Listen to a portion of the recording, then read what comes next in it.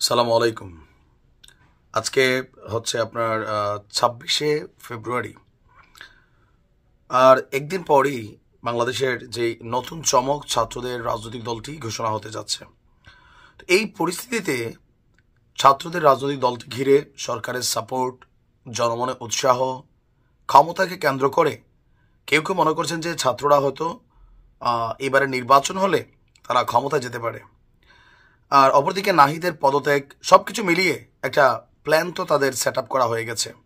But এই প্ল্যানটাকে মাঠের শক্তিতে রুখতে চায় বিএনপি।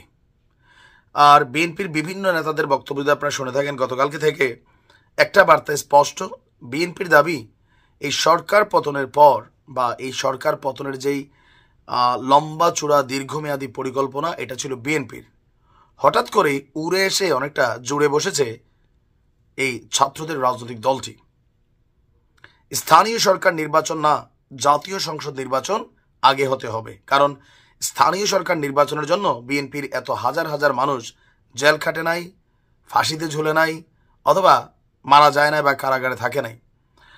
বিএনপির চেয়ারপারসনের উপদেষ্টা আপনার আলাল ভাই বলছেন, আগামী শুক্রবার নতুন দলের ঘোষণা আসছে, তাদের আমরা স্বাগত জানাই। তবে বিএনপি তুড়ি মেরে উড়িয়ে দেওয়ার দল নয়।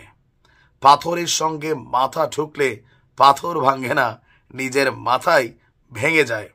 অতএব বিএনপির সাথে ঠোকাঠুকি করতে আসবেন না। এখন এই কথাগুলো কেন আসলো?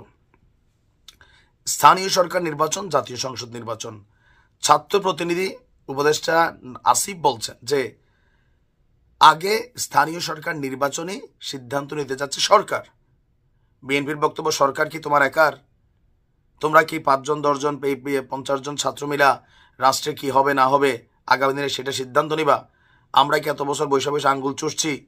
অভ্যুত্থান করছো ভালো কথা, কিন্তু সরকারে বসে দল বানাইয়া কিংস পার্টি কইরা ক্ষমতার দিকে ধাবিত হওয়ার তোমাদের যে স্বপ্ন, সেটা রাজনৈতিক দল হিসাবে ঘোষণার পর আমরা মাঠের শক্তিতে সেটা রুখে দেব। কারণ রাজনৈতিক দল টু রাজনৈতিক দল খেলা হবে। এখন আগামী দিনের যেই নির্বাচনের সমীকরণ, জামাত শতভাগ ছাত্রদের সাথে একমত। জামাতকে বোঝা একটু কষ্ট করো, উপরে একটা বলে আবার ভিতরে আরেকটা বলে, আবার এখন একটা বলে তখন আরেকটা বলে। আপনি দেখবেন জামাতের অবস্থান ক্লিয়ার না। এমনকি এই রাজনৈতিক দলটা যেটা আসছে ছাত্রদের, এটাকেও জামাতের সি টিম বলা হচ্ছে।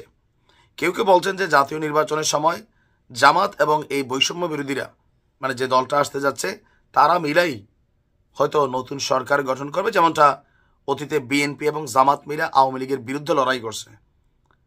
বিএনপির একটা টোটাল কনসেন্ট্রেশনের জামাত এবং এই ছাত্ররা একে অপরের মুদ্রার এই পিঠ এবং ওই পিঠ, বাট সিস্টেমিকলি ছোটোখাটো বক্তব্য দিয়ে তারা বোঝানোর চেষ্টা করছে যে না ভাই, আমরা এক না, আমরা আলাদা, এখানে হিসাবটা আলাদা। এখন বিএনপির যে জাতীয় সংসদ নির্বাচনের চাহিদা বা ডেমোক্রেসির জন্য সর্বোচ্চ মাপকাঠি জনপ্রিয়তা এ টু জেড মিলে তাদের বক্তব্য, জাতীয় সংসদ নির্বাচন আগে হতে হবে। আর যদি কেউ স্থানীয় সংসদ নির্বাচন দিতে চায়, কোনোভাবেই জীবন থাকতে এই দেশে স্থানীয় সরকার নির্বাচন আগে হবে না। ঠোকাঠুকি হবে।